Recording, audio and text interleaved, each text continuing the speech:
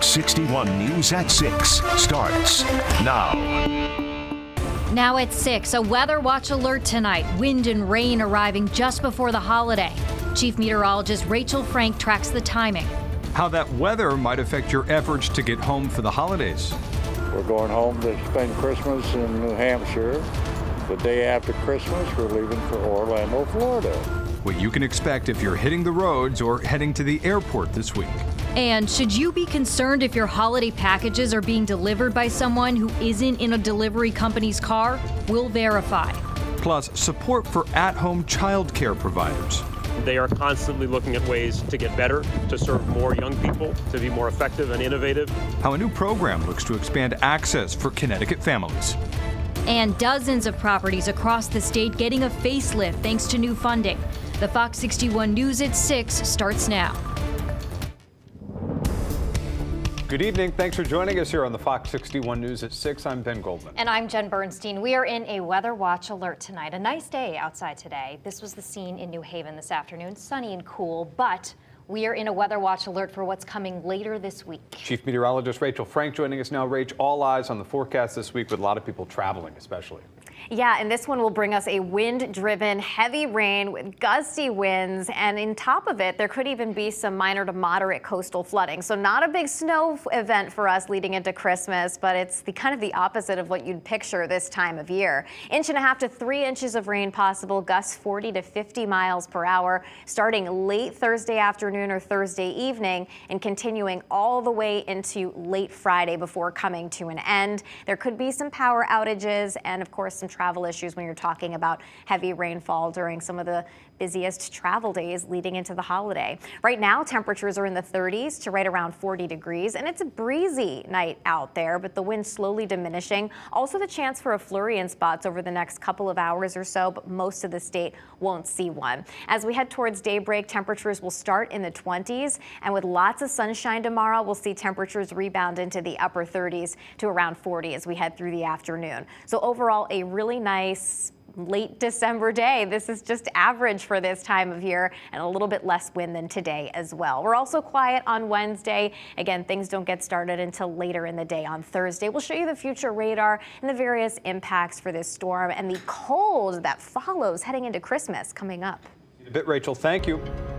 Well, 'tis the season for travel. More than 1 million people across the state of Connecticut are expected to gather with loved ones over the next 2 weeks. Yeah, most will travel by car, and this year marks the third busiest on record in more than 2 decades. Fox 61's Samaya Hernandez live on the Fox 61 Sky Deck with what you need to know before your road trip. Samaya. Yeah, busy indeed, back to those pre-pandemic levels. And if you add rain here in Connecticut and snow in other parts of the country, well, the roads could get tricky. We go to Florida basically every holiday. 80-year-old Donald Colburn lives for Christmas time with his grandkids. I love it. I look forward to this holiday season and traveling to Florida. At my age, it's a miracle I'm still with it. The Colburns among more than 4 million people traveling across New England over the next 2 weeks. The family stopped at this rest area in Middletown on Monday. Well, we're seeing people get back to pre-pandemic travel, and those that may not have traveled for the last 2 years are certainly eager to do so. According to AAA, holiday travel is up 3% over last year.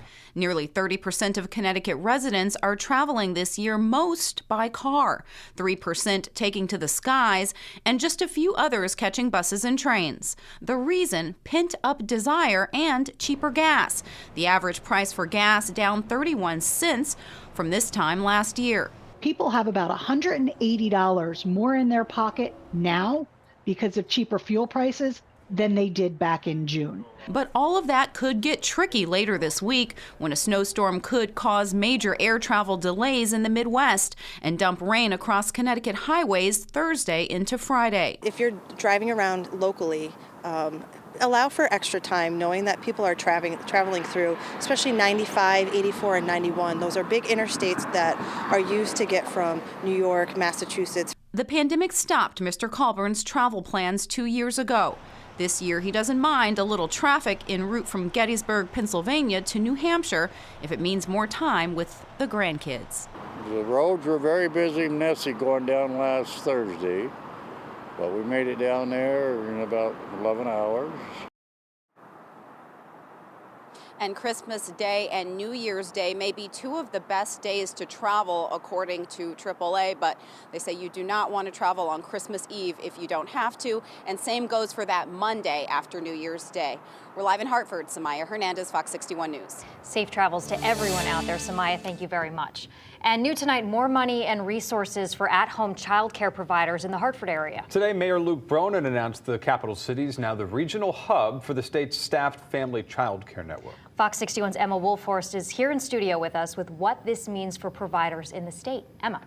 Jen, Ben, Hartford is the only municipality to be named a regional network hub for this program. The city previously oversaw 70 licensed at-home child care providers, but now they're expanding to work with more than 400, something providers already in the network say will be a huge benefit to local families and children.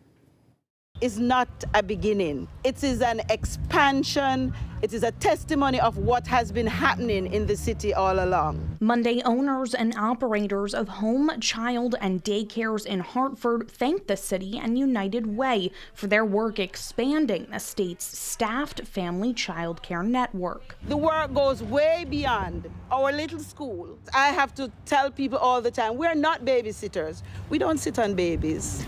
We are early childhood educators. The city's Department of Families, Children, Youth, and Recreation provides administrative and technical supports to at-home child care providers while also recruiting other prospective providers to help increase care access in Connecticut. The program gives business practice support, coaching, and financial management, professional development training, and guidance to providers, something they say is much needed. I felt really pigeonholed and not being able to touch bases with other providers and just mostly seeing families. And if I need some help, if I need some support, the folks at the city are a phone call away. The United Way is contributing more than $574,000 over 3 years to fund the program. Hartford also received a grant from Homegrown, a project of the Health Federation of Philadelphia. This is a wonderful opportunity for us to strengthen a two-generation approach to early learning, which, is critical not only for us to be able to support the providers, but also to help our earliest learners to be able to thrive.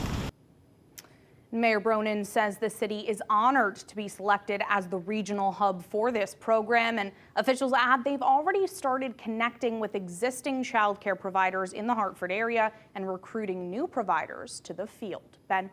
All right, Emma, thank you. Well, turning brownfields green, and not just environmental green, but economic green as well. Over the next several years, Connecticut will be getting a facelift from the ground up.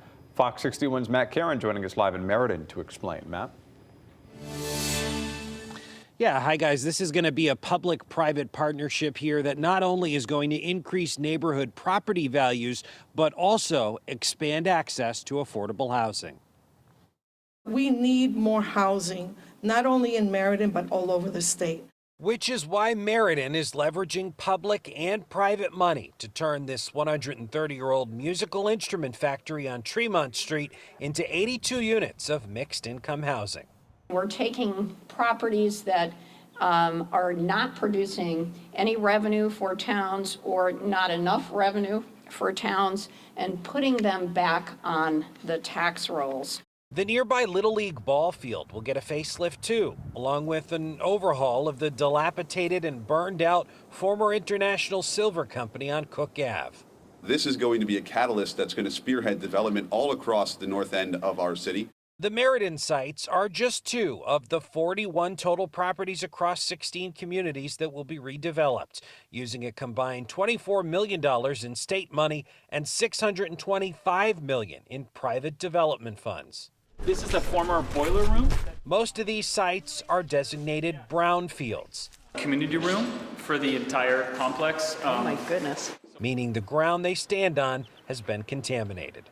It was subject to numerous solvents and contaminants over the years that we need to clean up. Some of the projects do involve the relocation of several existing small businesses. We will be working right alongside Trinity Financial to help the businesses that are here right now relocate inside Meriden. We'd like to keep them all within our community. Other notable locations marked for redevelopment across Connecticut include an old hotel, a dry cleaner, and even the former corporate headquarters for Ames department stores.